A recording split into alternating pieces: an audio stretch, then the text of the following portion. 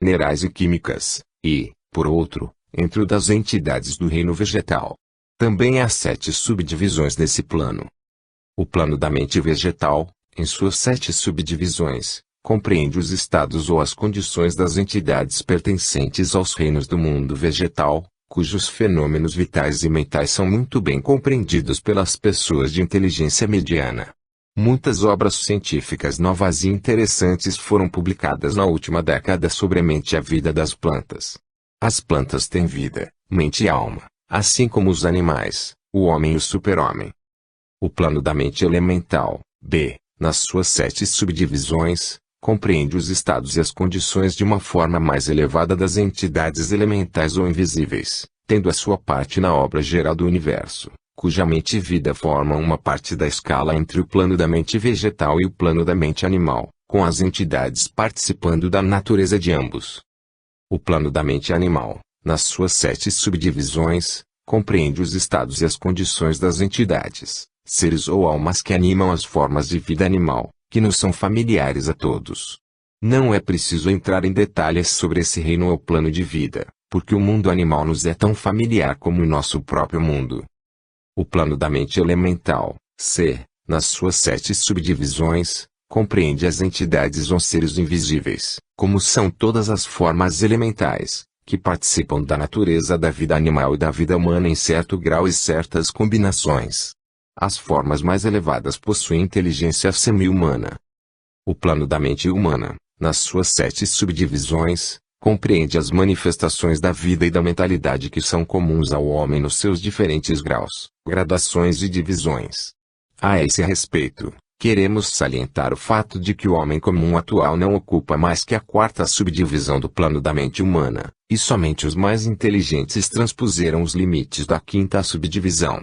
A raça levou milhões de anos para alcançar essa posição, e ainda levará muito tempo para que ela consiga chegar à 6ª e 7ª subdivisões e, inclusive, que ultrapasse seus limites. Não devemos nos esquecer, porém, de que antes de nós existiram raças que passaram por esses graus e no fim chegaram a planos mais elevados. Nossa própria raça é a 5ª, com retardatários da 4ª, que pôs os pés no caminho. Contudo, há algumas almas avançadas da nossa própria raça que ultrapassaram as massas, e passaram para a 6ª e a 7ª subdivisões, e um pequeno número de outras que foi ainda mais além. O homem da 6ª subdivisão será o super-homem, o da 7ª, o sobre-humano. No nosso estudo dos 7 planos mentais inferiores, simplesmente fizemos alusão, em sentido geral, aos 3 planos elementais. Nesta obra, não queremos entrar em detalhes sobre este assunto, uma vez que nosso objetivo limita-se a tratar da filosofia dos preceitos em geral.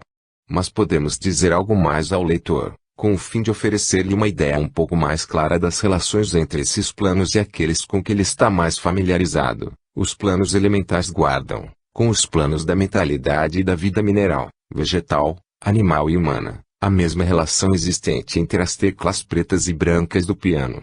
As teclas brancas são suficientes para produzir música, mas há certas escalas, melodias e harmonias em que as teclas pretas têm um papel a desempenhar, e em que sua presença é necessária. Os planos elementais também são necessários como elos de ligação das condições da alma, dos estados de entidades etc., entre os vários outros planos em que certas formas de desenvolvimento são alcançadas. Este último fato oferece ao leitor que sabe ler nas entrelinhas uma nova luz sobre os processos da evolução e uma nova chave da porta secreta dos saltos de vida entre os diferentes reinos. Os grandes reinos dos elementais são plenamente reconhecidos pelos ocultistas, e suas citações nos textos esotéricos são abundantes. Os leitores de Zanoni, de Boeleton e outras obras semelhantes poderão reconhecer as entidades que habitam esses planos de vida. Passando do grande plano mental para o grande plano espiritual, que poderemos dizer? Como poderemos explicar esses estados mais elevados do ser, da vida e da mente, as mentes ainda incapazes de compreender e entender as subdivisões mais elevadas do plano da mente luminal? A tarefa é impossível. Só podemos falar nos termos mais gerais. Como seria possível descrever a luz a um homem que nasceu cego? O açúcar, alguém que nunca saboreou algo doce? E a harmonia, a uma pessoa surda de nascença?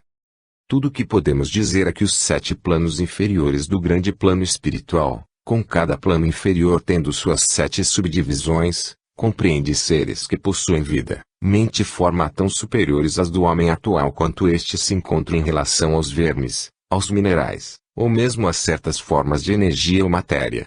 A vida desses seres transcende a nossa em tão alto grau que nem mesmo podemos pensar em seus detalhes. Suas mentes transcendem as nossas a tal ponto que, para elas, mal parecemos pensar, e nossos processos mentais parecem quase análogos aos processos materiais. A matéria de que suas formas são compostas provém dos planos mais elevados da matéria, e não somente isso, mas também se afirma que alguns são revestidos de energia pura.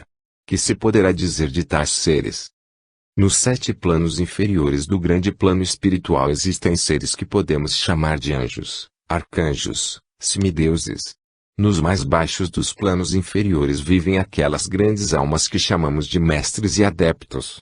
Acima deles vêm as grandes hierarquias das hostes angelicais, inconcebíveis ao homem, e, acima delas, estão aqueles que podemos, sem reverência, chamar de os deuses. Tão elevada é a posição que ocupam na escala do ser. Seu ser, sua inteligência e seu poder são semelhantes àqueles atribuídos pelas raças humanas às suas concepções da deidade. Esses seres encontram-se, inclusive, muito além dos maiores voos da imaginação humana. Somente a palavra divina é passível de aplicação a eles. Muitos desses seres, assim como as hostes angelicais, têm grande interesse pelos assuntos do universo, nos quais desempenham um importante papel.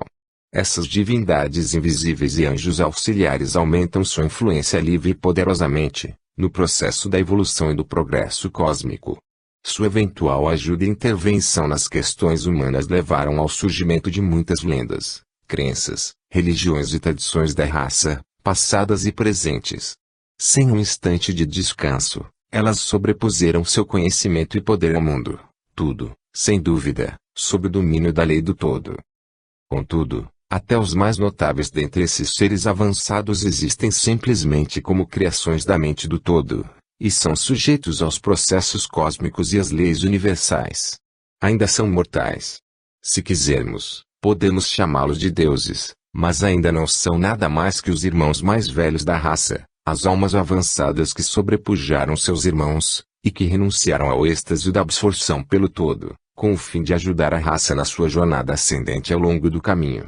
Contudo, eles pertencem ao universo e estão sujeitos às suas condições, são mortais, e seu plano situa-se abaixo daquele do espírito absoluto. Somente os hermetistas mais avançados são capazes de entender os preceitos ocultos acerca do estado de existência e os poderes manifestados nos planos espirituais. Os fenômenos são tão superiores aos dos planos mentais que, se tentássemos descrevê-los, nossa tentativa resultaria fatalmente num emaranhado de ideias.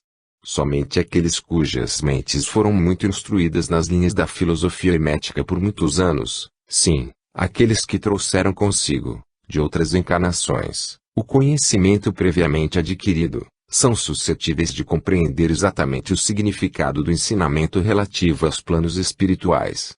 E boa parte desses ensinamentos secretos é considerada pelos hermetistas como demasiado sagrada, importante e, até mesmo, perigosa para ser divulgada ao grande público.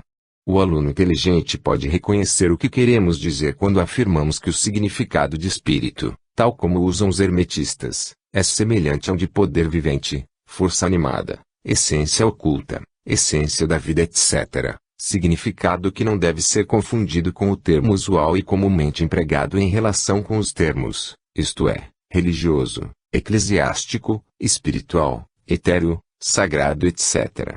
Para os ocultistas, a palavra espírito se emprega no sentido de princípio animador, trazendo consigo a ideia de poder, energia viva, força mística etc. E os ocultistas sabem que aquilo que conhecem como poder espiritual pode ser empregado tanto para o bem como para o mal, de acordo com o princípio de polaridade, um fato que foi reconhecido pela maioria das religiões em suas concepções de Satã, Beelzebu, o diabo, Lúcifer, anjos caídos etc. E foi assim que os conhecimentos a respeito desses planos foram conservados no Santo dos Santos, na câmara secreta do templo, em todas as fraternidades esotéricas e ordens ocultas.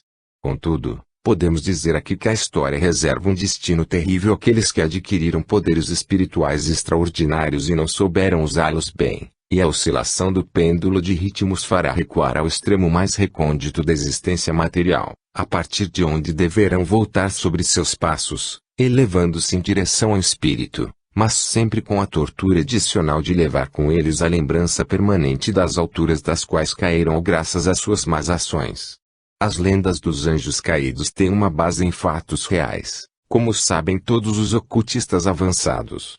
A luta pelo poder egoísta nos planos espirituais sempre tem, como consequência inevitável, o fato de a alma egoísta perder seu equilíbrio espiritual e retroceder tanto quanto se havia elevado anteriormente. Contudo, mesmo para uma alma desse tipo, existe uma oportunidade de retorno, e essas almas tomam o caminho de volta, pagando um preço extremamente alto de acordo com a lei invariável. Para concluir, gostaríamos de lembrar novamente que, segundo o princípio da correspondência, que incorpora uma conhecida verdade assim em cima como embaixo, assim embaixo como em cima, todos os 7 princípios herméticos estão em plena atuação em todos os diversos planos, físico, mental e espiritual. O princípio da substância mental certamente se aplica a todos os planos, pois todos são mantidos na mente do todo. O princípio da correspondência manifesta-se em tudo, uma vez que existe correspondência, harmonia e afinidade entre os diversos planos. O princípio da vibração manifesta-se em todos os planos. Na verdade, as diferenças mesmas que contribuem para a criação dos planos procedem da vibração, como explicamos. O princípio da polaridade manifesta-se em cada plano, sendo os extremos dos polos aparentemente opostos e contraditórios. O princípio do ritmo manifesta-se em cada plano, e o movimento dos fenômenos tem seu fluxo e refluxo, seu ponto máximo e mínimo. O princípio de causa e efeito manifesta-se em cada plano, todo efeito tem sua causa e toda causa tem seu efeito. O princípio de gênero manifesta-se em cada plano, sendo a energia criadora sempre manifestada e operando ela pela linha dos aspectos masculinos e femininos. Assim em cima como embaixo, assim embaixo como em cima. Este axioma hermético, que vem atravessando os séculos, incorpora um dos grandes princípios dos fenômenos universais. Na sequência do nosso exame dos princípios remanescentes, veremos ainda mais claramente a verdade da natureza universal deste grande princípio de correspondência. Capítulo 9. A vibração. Nada está parado, tudo se move, tudo vibra. O Caibalion.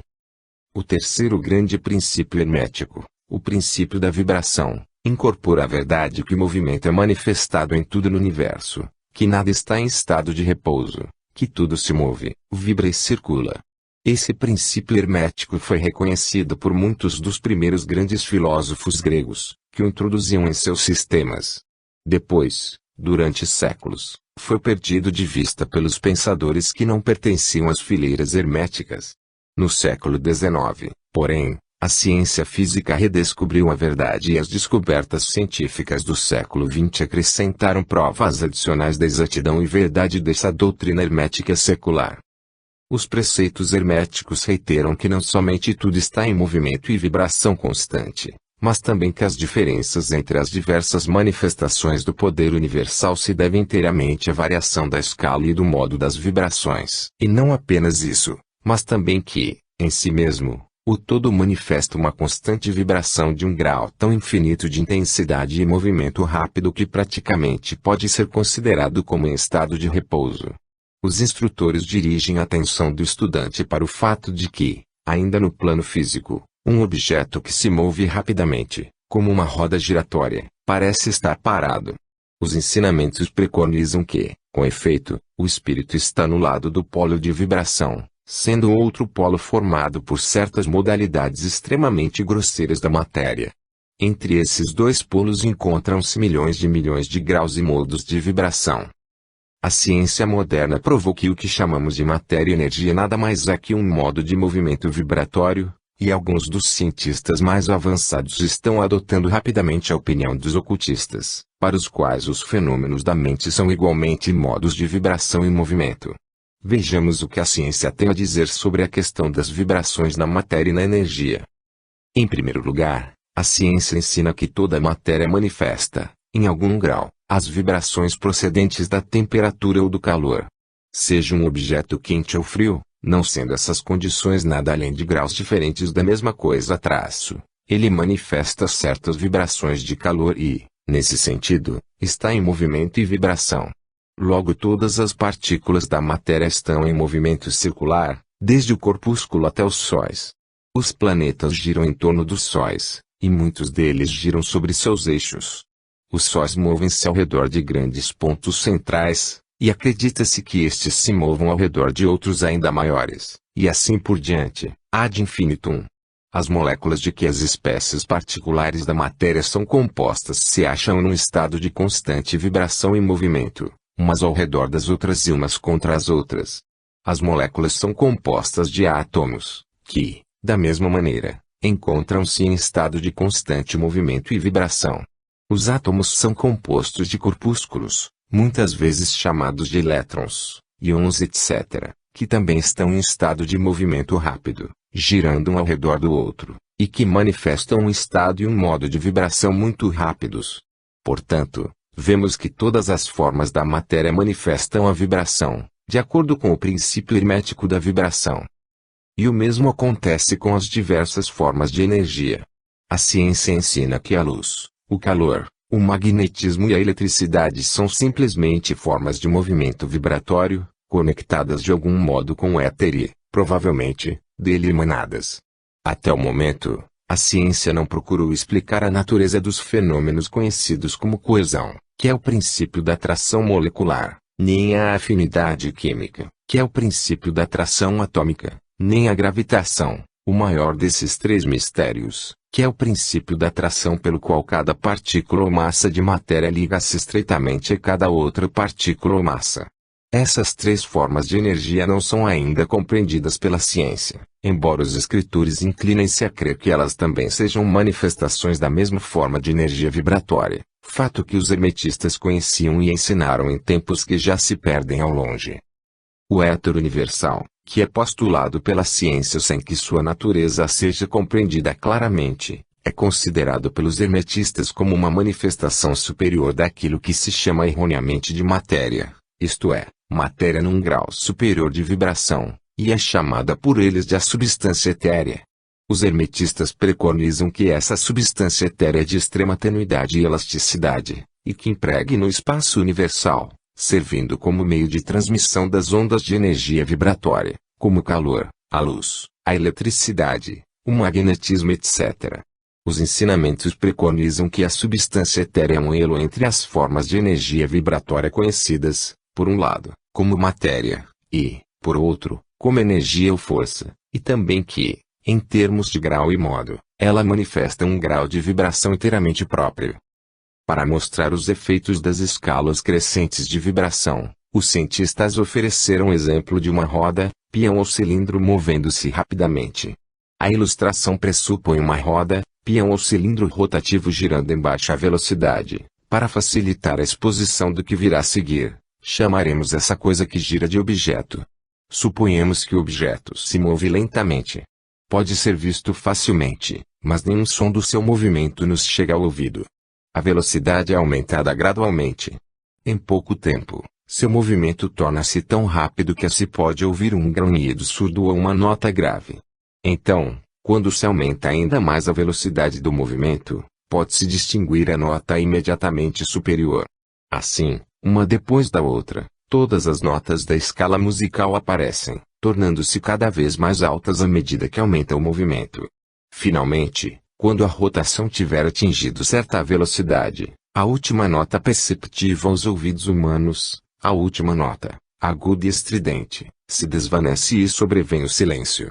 Não se ouve nenhum som proveniente do objeto giratório, e a velocidade do movimento é tão grande que o ouvido humano se torna incapaz de registrar as vibrações. Então começa a percepção dos graus ascendentes de calor, e depois de algum tempo o olho tem um vislumbre de que o objeto começou a adquirir uma cor avermelhada, opaca e sem brilho. À medida que a velocidade aumenta, o vermelho adquire maior brilho. Depois, com velocidade ainda maior, o objeto adquire uma cor intermediária entre o vermelho e o amarelo. Em seguida, esse alaranjado torna-se amarelo. E então, sucessivamente, seguem-se os tons de verde, azul, azul-violeta e, finalmente, violeta, à medida que a velocidade se tornar ainda maior. Finalmente, o violeta se desvanece, tornando-se impossível de ser registrado pelo olho humano. Mas existem raios invisíveis que emanam do objeto giratório, os que se usam para fotografar, e outros raios sutis de luz. É quando começam a se manifestar os raios especificamente conhecidos como raios X, etc., quando a constituição do objeto começa a se modificar. A eletricidade e o magnetismo são emitidos quando um grau apropriado de vibração for alcançado. Quando o objeto atinge certo grau de vibração, suas moléculas se desintegram e se decompõem nos elementos ou átomos originais. Os átomos, por sua vez, seguindo o princípio da vibração traço, separam-se nos incontáveis corpúsculos de que são compostos.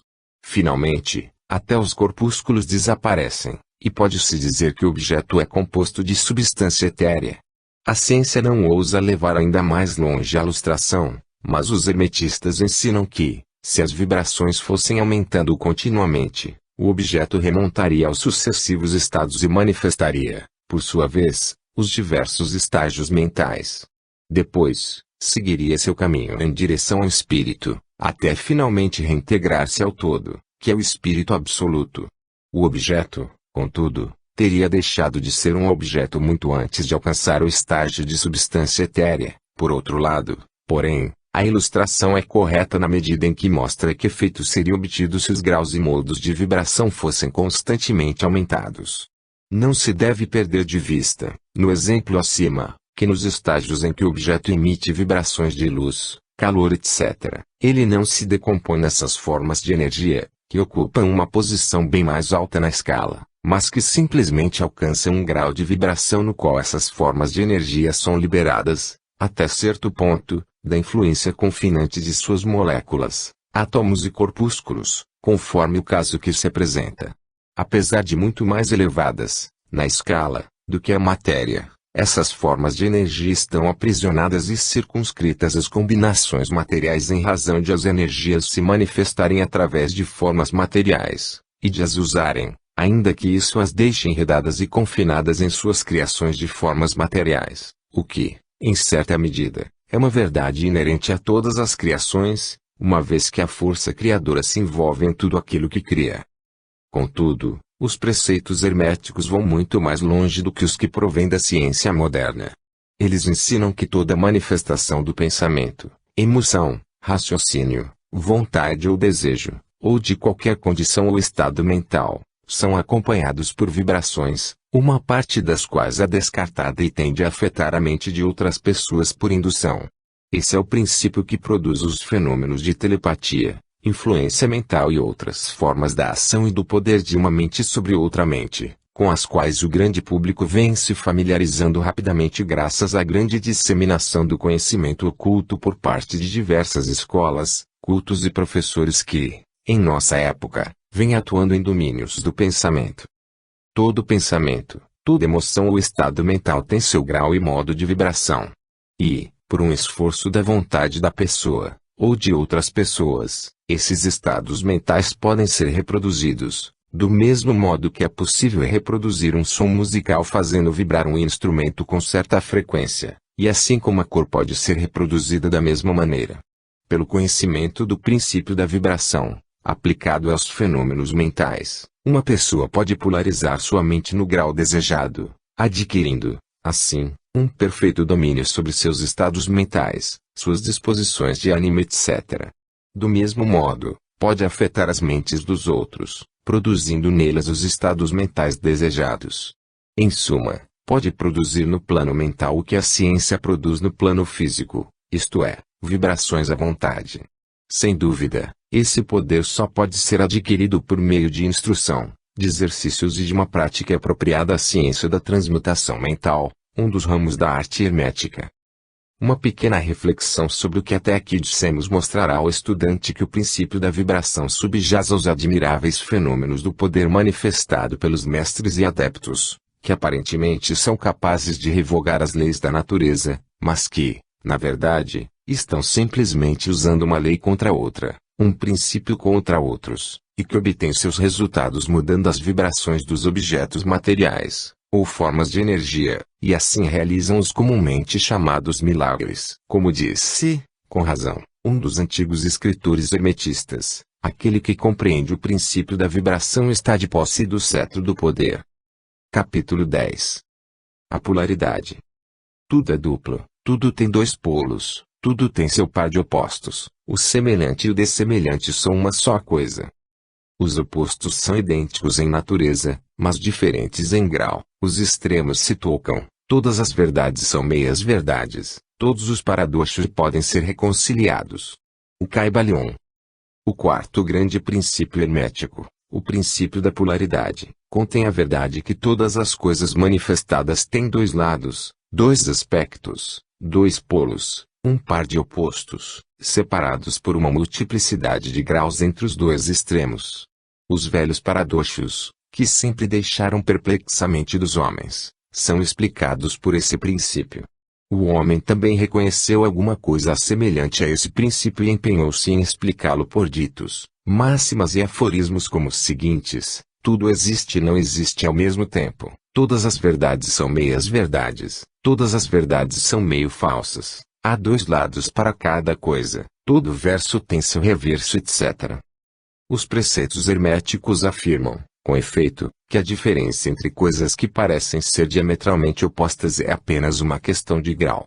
Os mestres ensinam que os pares de opostos podem ser reconciliados, que tese e antítese são idênticas em natureza, mas diferentes em graus e que a reconciliação universal dos opostos é efetuada por um conhecimento desse princípio da polaridade.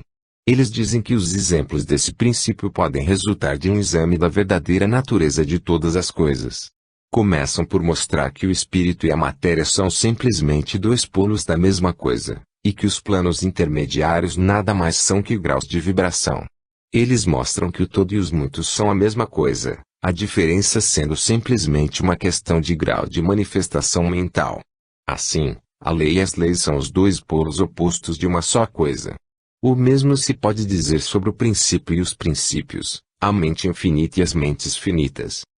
Então, passando ao plano físico, eles demonstram o princípio dizendo que o calor e o frio são de natureza idêntica, e que as diferenças nada mais são que uma questão de graus.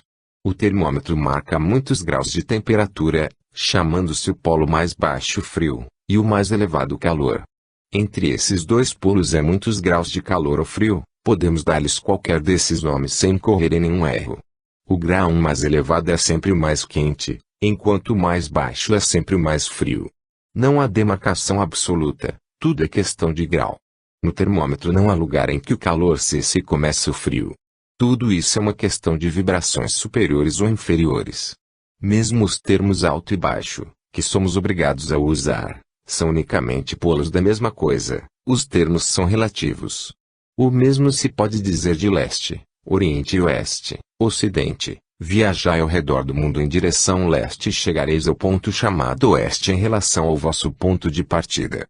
Viajai para o norte e, em dado momento, parecer-vos a estar em direção ao sul, ou vice-versa.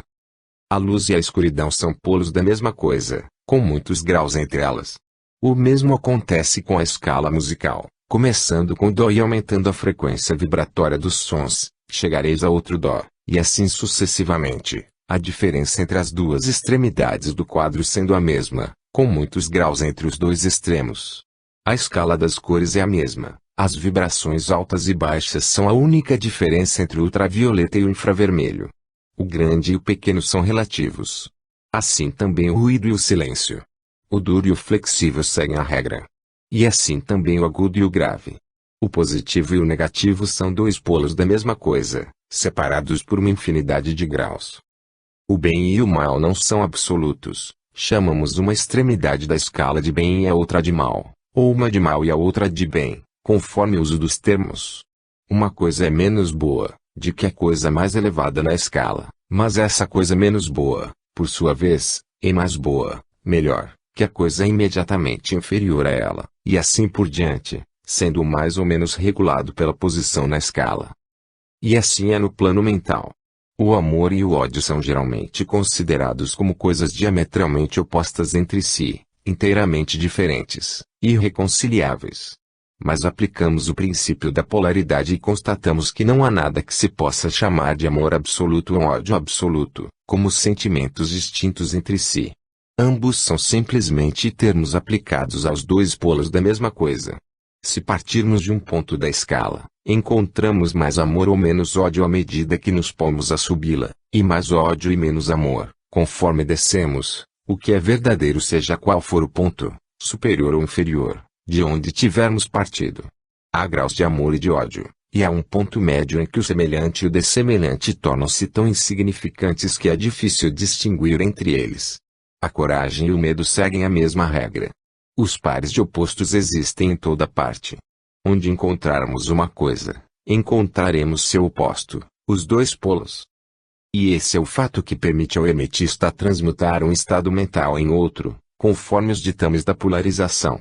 As coisas pertencentes a diferentes classes não podem ser transmutadas entre si, mas as de uma mesma classe podem sê-lo, isto é, sua polaridade é passível de modificação. Assim, o amor nunca se transformará em leste ou oeste, tampouco em vermelho ou violeta traço, mas pode se transformar em ódio, e frequentemente o faz, do mesmo modo que o ódio pode ser transformado em amor, bastando-lhe, para tanto, mudar de polaridade. A coragem pode tornar-se medo, e vice-versa. As coisas duras podem ficar moles. As coisas agudas podem ficar graves. As coisas frias podem ficar quentes. E assim por diante, a transmutação sendo sempre entre coisas da mesma natureza, porém de graus diferentes. Tomemos o caso de um homem medroso. Elevando suas vibrações mentais na escala medo-coragem, ele pode adquirir um grau superior de coragem e destemor. E, da mesma maneira, um homem preguiçoso pode tornar-se um indivíduo ativo, enérgico, simplesmente pela polarização na direção da qualidade desejada. O estudante que está familiarizado com os processos pelos quais as diversas escolas de ciência mental, e ciências afins, produzem mudanças nos estados mentais dos que seguem seus ensinamentos, poderá não compreender o princípio que subjaz a todas essas mudanças. Contudo, quando o princípio da polaridade for bem compreendido, e se perceber que as mudanças mentais são ocasionadas por uma mudança de polaridade, por um simples deslocamento na mesma escala traço, a questão será mais facilmente entendida. A mudança não é da natureza de uma transmutação de uma coisa em outra, totalmente distinta. Trata-se apenas de uma mudança de graus nas mesmas coisas, uma diferença da maior importância. Por exemplo, se fizermos uma analogia com o plano físico, veremos que é impossível mudar o calor em agudeza, ruído, altura etc., mas o calor pode ser transmutado em frio, simplesmente pela diminuição das vibrações. Da mesma forma, o ódio e o amor são mutuamente transmutáveis, e o mesmo se pode dizer do medo e da coragem. O medo, porém, não pode ser transformado em amor, nem a coragem em ódio. Os estados mentais pertencem a inúmeras classes, e cada uma tem seus polos opostos entre os quais uma transmutação é possível. O estudante reconhecerá facilmente que, nos estados mentais, bem como nos fenômenos do plano físico, os dois polos podem ser respectivamente classificados como positivo e negativo. Assim, o amor é positivo para o ódio, a coragem para o medo, a atividade para a indolência etc. E também se pode dizer, aos que não estão familiarizados com o princípio da vibração, o polo positivo parece ser de um grau superior ao polo negativo, dominando facilmente. A tendência da natureza é conceder atividade ao polo positivo. Além da mudança de polos dos próprios estados mentais por parte da arte da polarização, os fenômenos da influência mental, em suas múltiplas fases, nos mostram que o princípio pode estender-se de modo a abranger os fenômenos da influência de uma mente sobre outra, fenômenos sobre os quais tanto se tem escrito e ensinado nos últimos anos. Quando se compreende que a indução mental é possível, isto é, que esses estados mentais podem ser produzidos pela indução de outros, então se pode ver imediatamente como um certo grau de vibração, ou polarização de determinado estado mental, pode ser comunicado a outra pessoa, e sua polaridade nesta classe de estados mentais pode ser alterada. É no contexto desse princípio que os resultados de muitos tratamentos mentais são obtidos. Por exemplo, uma pessoa é taciturna, melancólica e cheia de medo.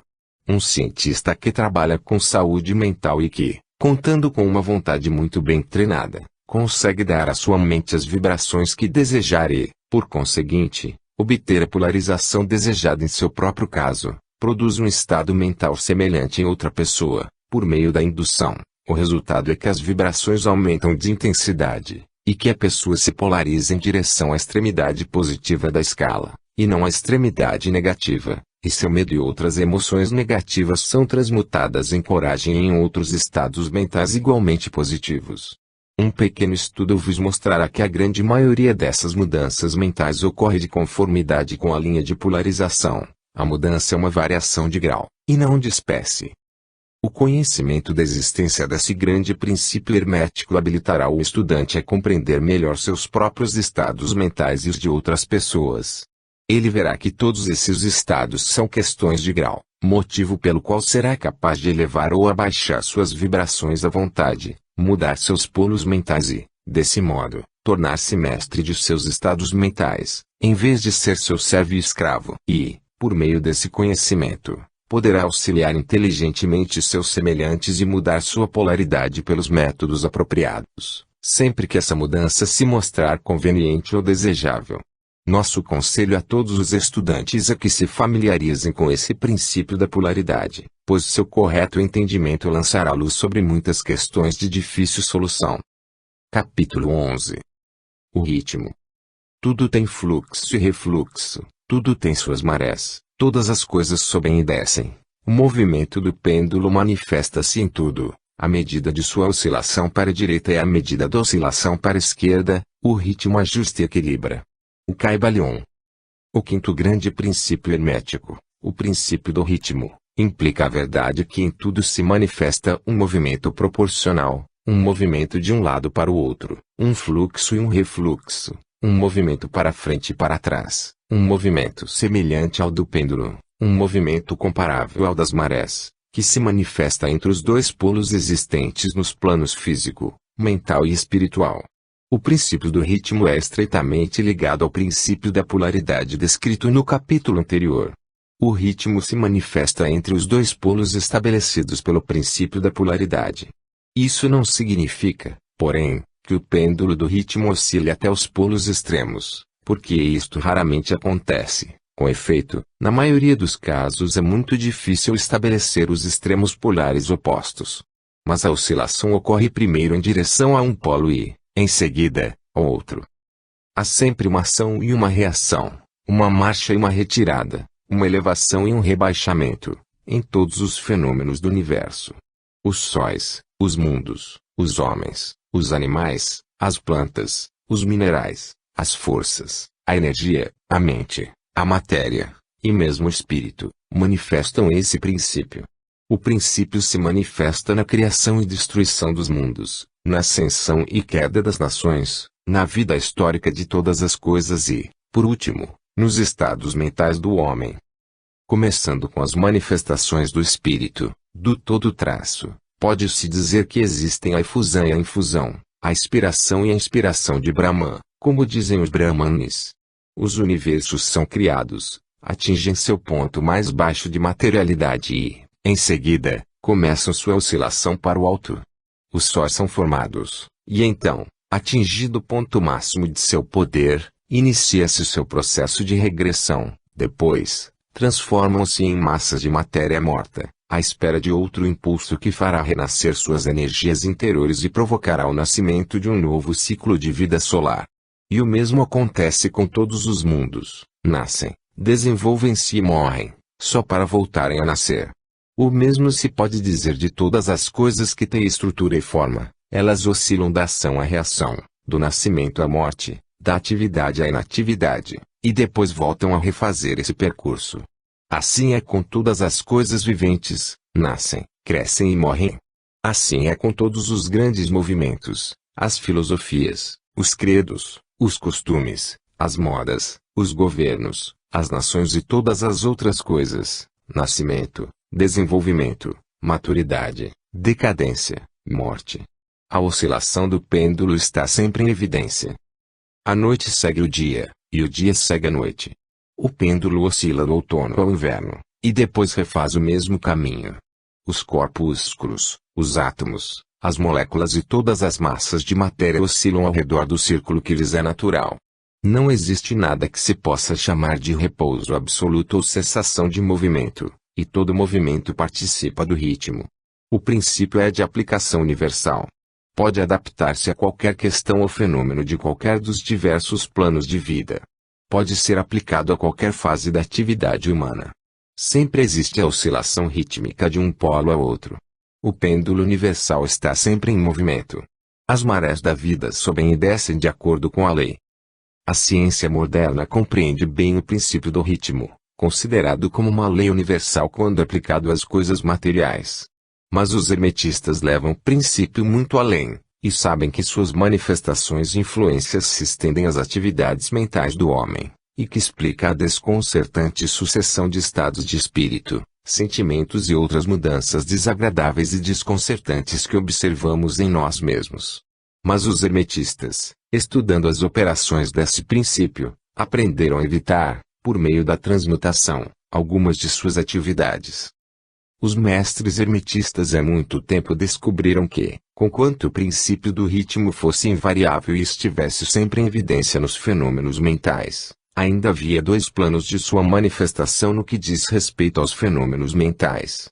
Descobriram que havia dois planos gerais de consciência, o inferior e o superior. O conhecimento desse fato permitiu-lhes ascender ao plano superior e, desse modo, escapar da vibração do pêndulo rítmico que se manifestava no plano inferior. Em outras palavras, a oscilação do pêndulo ocorria no plano inconsciente, e a consciência não era afetada. A isso chamavam de lei da neutralização.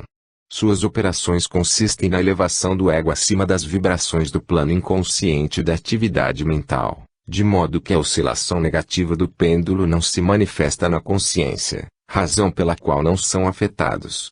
É semelhante a elevar-se acima de uma coisa, deixando-a passar debaixo de vós.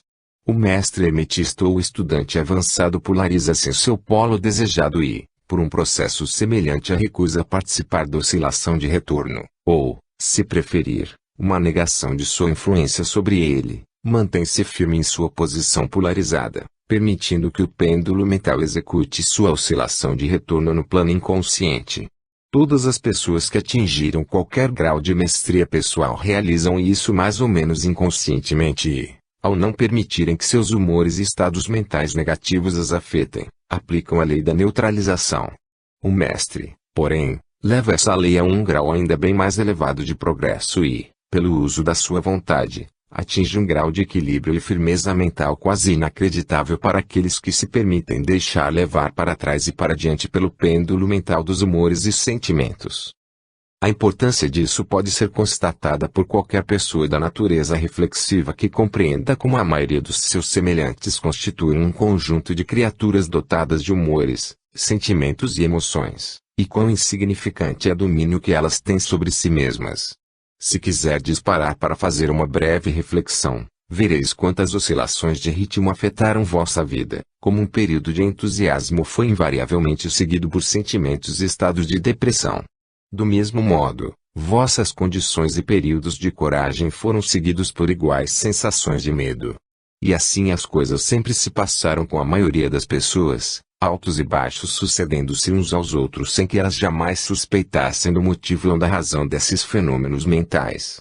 A compreensão das operações desse princípio dará às pessoas a chave do domínio dessas oscilações rítmicas dos sentimentos, permitindo-lhes conhecer-se melhor e evitar ser arrastadas por esses fluxos e refluxos. A vontade é superior à manifestação consciente desse princípio, embora o princípio em si nunca possa ser destruído. Podemos escapar dos seus efeitos, mas ainda assim o princípio estará em operação. O pêndulo sempre oscila, embora possamos impedir que ele nos arraste consigo. Há outros tipos de operação desse princípio do ritmo sobre os quais gostaríamos de falar agora. De suas operações faz parte aquilo que se conhece como lei da compensação. Uma das definições ou significados do verbo compensar é contrabalançar, que é o sentido em que os hermetistas empregam o termo. É a essa lei da compensação que o Caibalion se refere quando diz: a medida da oscilação para a direita é a medida da oscilação para a esquerda, o ritmo compensa. A lei da compensação é a que nos diz que o movimento numa direção determina o movimento na direção oposta, ou para o polo oposto, um balanço ou contrabalança o outro. No plano físico, vemos muitos exemplos desta lei. O pêndulo do relógio percorre uma certa distância à direita, e depois uma distância igual à esquerda. As estações se contrabalançam umas às outras da mesma forma. As marés seguem a mesma lei. E a mesma lei manifesta-se em todos os fenômenos do ritmo. O pêndulo, com uma oscilação breve numa direção, tem uma oscilação igualmente breve na outra, enquanto uma oscilação longa à direita significa, invariavelmente, a mesma coisa no que diz respeito à esquerda. Um objeto atirado para cima a uma determinada altura tem a mesma distância a percorrer em seu caminho de volta. A força com que um projétil é lançado à altura de 2 km será a mesma quando ele retornar à Terra. Essa lei é constante no plano físico, como vos mostrará uma consulta às obras das mais qualificadas autoridades que já abordaram esse tema. Os hermetistas, porém, vão muito mais longe. Eles ensinam que os estados mentais de um homem estão sujeitos à mesma lei. O homem que tem prazeres intensos está sujeito a sofrimentos desmedidos, ao passo que aquele que sente apenas um sofrimento ligeiro não é capaz de sentir nada além de um prazer inexpressivo. O porco sofre, mas seu sofrimento mental é mínimo, portanto, é compensado. E, por outro lado, há outros animais sobre os quais podemos dizer que são profundamente felizes, mas cujo sistema nervoso e temperamento levam-nos a passar por grandes sofrimentos. E assim é com o homem. Existem temperamentos que permitem um grau de prazer quase insignificante, e graus de sofrimento igualmente baixos. Ao contrário, há outros que são capazes de prazeres intensos, mas também de grandes sofrimentos. A regra é que a capacidade de sofrimento ou prazer é contrabalançada em cada indivíduo. A lei da compensação está aí em constante atuação. Contudo, os hermetistas ainda vão mais além nesse assunto. Eles ensinam que, antes que uma pessoa possa desfrutar de um certo grau de prazer, deverá ter oscilado, proporcionalmente, até o polo oposto desse sentimento. Dizem eles, porém, que o negativo antecede o positivo nesse aspecto da questão, ou seja, que do fato de ter vivenciado certo grau de prazer não se segue que a pessoa deverá pagar por isto com um grau correspondente de sofrimento. Ao contrário, o prazer é a oscilação rítmica, segundo a lei da compensação, para um grau de sofrimento anteriormente vivenciado, seja na vida presente ou numa encarnação anterior. Isso lança uma nova luz sobre o problema do sofrimento. Os hermetistas consideram a cadeia de vidas como algo contínuo, como se fizesse parte de uma vida da pessoa, de modo que, em consequência, a oscilação rítmica fosse entendida dessa maneira, ainda que não tivesse nenhum significado, a não ser que se admitisse a verdade da reencarnação. Contudo, os hermetistas sustentam que tanto o mestre como o estudante avançado são capazes de evitar a oscilação para o lado do sofrimento graças ao processo de neutralização já aqui mencionado. Quando alçados ao plano superior do ego, muitas das experiências às quais se submetem os que habitam o plano inferior podem ser iludidas e evitadas. A lei da compensação tem um papel importante na vida dos homens e das mulheres. Ver-se-á que geralmente uma pessoa paga o preço de tudo que possui ao que lhe falta. Se tem alguma coisa, carece de outra, a balança está em equilíbrio. Ninguém consegue atirar pedra em casa de marimbondo e sair de mansinho. Tudo tem seus lados agradáveis e desagradáveis. As coisas que se ganham são sempre pagas pelas coisas que se perdem. O rico tem muito do que falta ao pobre, ao mesmo tempo que o pobre também tem coisas que estão fora do alcance dos ricos. Um milionário pode ser obcecado por dar grandes festas e ter a riqueza necessária para sustentar todos os luxos e delícias que põe à mesa, mas é possível que lhe falte o apetite para desfrutá-los. Ele inveja o apetite e a digestão do operário, que carece da opulência e das inclinações do milionário, e que tem mais prazer com seu simples alimento do que o milionário poderia ter, caso seu apetite não estivesse enfastiado, nem sua digestão arruinada a traço, porque as necessidades, os hábitos e as inclinações diferem. E assim são as coisas em nossa vida. A lei da compensação está sempre em ação, empenhando-se em equilibrar e contrabalançar, e sempre alcançando seu objetivo com o tempo, ainda que muitas vidas possam ser necessárias para que a oscilação do pêndulo do ritmo efetue seu movimento de retorno. Capítulo 12. A causalidade. Toda causa tem seu efeito, todo efeito tem sua causa, todas as coisas acontecem de acordo com a lei, o acaso é simplesmente um nome dado a uma lei não reconhecida. Existem muitos planos de causalidade, mas nada escapa à lei. O Caibalion. O sexto grande princípio hermético, o princípio de causa e efeito, implica a verdade de que a lei permeia o universo, que nada acontece por acaso, que acaso é simplesmente uma palavra para indicar uma causa existente, porém não reconhecida ou percebida, que os fenômenos são contínuos, sem interrupção ou exceção. O princípio de causa e efeito subjaz a todo o pensamento científico, antigo e moderno, e foi enunciado pelos instrutores herméticos em tempos remotos. Embora tenham surgido muitas e variadas disputas entre as diversas escolas de pensamento, essas polêmicas giravam, sobretudo, em torno dos detalhes das operações do princípio, e, ainda mais frequentemente, tratavam do significado de determinadas palavras. O princípio subjacente de causa e efeito foi considerado correto por praticamente quase todos os pensadores do mundo dignos desse nome. Pensar de outro modo seria subtrair os fenômenos do universo ao domínio da lei e da ordem, e relegá-los ao domínio de algo imaginário a que os homens deram o nome de acaso. Um pouco de atenção mostrará a todos que, na verdade, não existe nada que se possa chamar de puro acaso. O dicionário Webster define a palavra acaso da seguinte maneira: um suposto agente ou modo de atividade diferente de uma força, uma lei ou um propósito, a operação ou atividade de tal agente, o suposto efeito de tal agente, um acontecimento, contingência, casualidade, etc. Contudo, uma breve reflexão vos mostrará que não pode haver um agente como o acaso, no sentido de alguma coisa extrínseca à lei, alguma coisa exterior a causa e efeito. Como poderia existir algo que estivesse em ação no universo fenomênico, ignorando por completo as leis, a ordem e a continuidade deste último? Algo assim dependeria por completo da orientação ordenada do universo e seria, portanto, superior a ela. Não podemos imaginar nada fora do todo que esteja fora da lei, e isso simplesmente porque o todo é a própria lei. Não há lugar no universo para uma coisa fora e independente da lei. A existência de tal coisa não tornaria sem efeito todas as leis naturais, e mergulharia o universo em anarquia e falta de leis. Um exame cuidadoso mostrará que aquilo que chamamos de acaso nada mais é que um termo destinado a exprimir as causas obscuras, causas que não conseguimos perceber, causas que não conseguimos compreender. Em inglês, acaso chance, deriva de fall, que significa cair e, como substantivo, queda como é a queda dos dados, dando a ideia de que tal queda, e as de muitos jogos de azar, é simplesmente um acontecimento fortuito, episódico, eventual que não tem relação com nenhuma causa. E é esse o sentido em que geralmente se emprega o termo. Todavia, quando a questão é examinada de perto, vê-se que não há nenhum acaso na queda dos dados. Toda vez que, ao ser lançado, um dado mostra um número qualquer, obedece a uma lei tão infalível como a que rege a revolução dos planetas ao redor do Sol. Por trás da queda do dado há causas, ou cadeia de causas, que vão muito além do que a mente pode alcançar.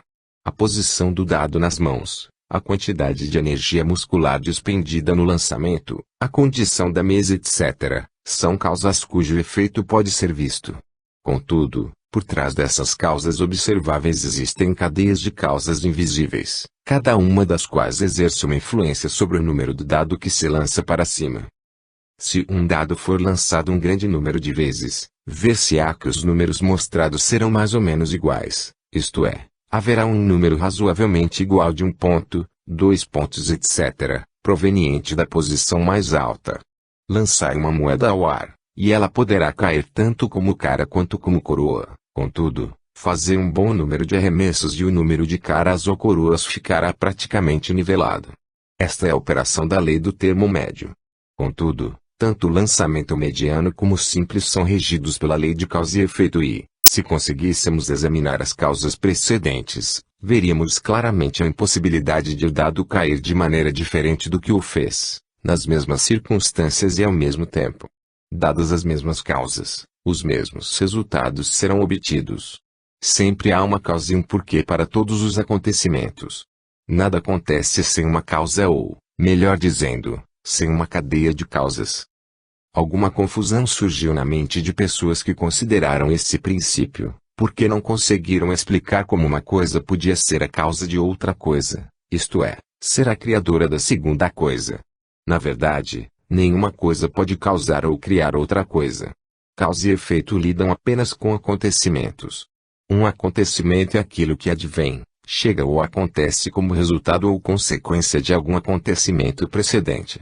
Nenhum evento cria outro evento, mas é simplesmente um elo precedente na grande cadeia ordenada de acontecimentos procedentes da energia criadora do todo. Há uma continuidade entre todos os acontecimentos precedentes, consequentes e subsequentes. Há uma relação entre tudo que veio antes, e tudo que vem agora. Uma pedra é deslocada de um lugar montanhoso e quebra o teto de uma cabana lá embaixo, no vale. À primeira vista, consideramos isto como um acontecimento aleatório, porém, quando aprofundamos nosso exame da questão, encontramos uma grande cadeia de causas por trás desse acontecimento. Em primeiro lugar, houve a chuva que amoleceu a terra que sustentava a pedra e que a deixou cair. Por trás disso, houve a influência do sol, de outras chuvas etc., que gradualmente desintegraram um pedaço de rocha de um pedaço maior. Depois, houve as causas do que levaram à formação da montanha e seu surgimento do solo graças às convulsões da natureza, e assim por diante, ad infinitum. Depois, poderíamos procurar as causas que produziram a chuva. Em seguida, poderíamos examinar as causas da existência do telhado. Em suma, logo nos veríamos envolvidos numa profusão de causas e efeitos, de cujas malhas intrincadas logo desejaríamos nos desenredar. Assim como um homem tem 2 pais, 4 avós, 8 bisavós, 16 trisavós e assim por diante, até que em 40 gerações se calcule que o número dos avós remonte a muitos milhões. O mesmo acontece com o número de causas que se oculta sob o mais trivial dos acontecimentos ou fenômenos, como a entrada de um pequeno cisco em vossos olhos. Não é fácil fazer a partícula de fuligem remontar ao período primitivo da história do mundo, quando ela fazia parte de um tronco maciço de árvore que mais tarde foi transformado em carvão, até que finalmente passou diante de vossos olhos em seu caminho rumo a outras aventuras. E uma poderosa cadeia de acontecimentos, causas e efeitos trouxe-o à sua condição atual, e o último desses acontecimentos é apenas uma cadeia de eventos que produzirão ainda outros nos próximos séculos. Uma das séries de acontecimentos decorrentes da minúscula partícula de fuligem foi a escrita destas linhas, que fez com que o tipógrafo e o revisor executassem determinado trabalho, e que produzirá certos pensamentos em vossa mente, o que, por sua vez, influenciará outras mentes, e assim por diante, para além da capacidade de o homem pensar mais longe, e tudo isso a partir da passagem de um minúsculo grão de fuligem. Tudo isso que dissemos mostra a relatividade e a associação das coisas, e o fato mais profundo de que não há coisas grandes nem pequenas na mente que tudo cria. Detenhamo-nos aqui para refletir por um instante. Se certo homem não tivesse encontrado certa mulher, no obscuro período da Idade da Pedra, o leitor, que agora se debruça sobre estas linhas, não estaria aqui neste momento. E, talvez, se o mesmo casal não tivesse se encontrado, nós, que escrevemos estas linhas, tampouco estaríamos aqui. E o ato mesmo de escrever, de nossa parte, e o ato de ler, da parte do leitor, poderá não só afetar nossas vidas respectivas, mas também poderá exercer uma influência direta ou indireta sobre muitas outras pessoas que agora vivem e que viverão nos tempos vindouros. Toda a ideia que nos ocorre, todo ato que praticamos, tem seus resultados diretos ou indiretos que têm seu lugar na grande cadeia de causa e efeito. Por várias razões, nesta obra não queremos entrar em considerações sobre o livre-arbítrio, ou determinismo. Entre essas diversas razões, a principal é que nenhum lado da controvérsia é totalmente exato, com efeito, ambos os lados são parcialmente verdadeiros, de acordo com os preceitos herméticos. O princípio da polaridade mostra que ambos são meias-verdades, os polos opostos da verdade. Os preceitos ensinam que o homem pode ser livre e, ao mesmo tempo, limitado pela necessidade, dependendo do significado dos termos e da elevação da verdade a partir da qual a questão é examinada. Os escritores antigos a expressam da seguinte maneira: quanto mais distante a criação estiver do centro, mais limitada estará; quanto mais dele se aproximar, mais livre será. A maioria das pessoas é mais ou menos escrava da hereditariedade, do meio ambiente etc., e manifesta muito pouca liberdade. São guiadas pela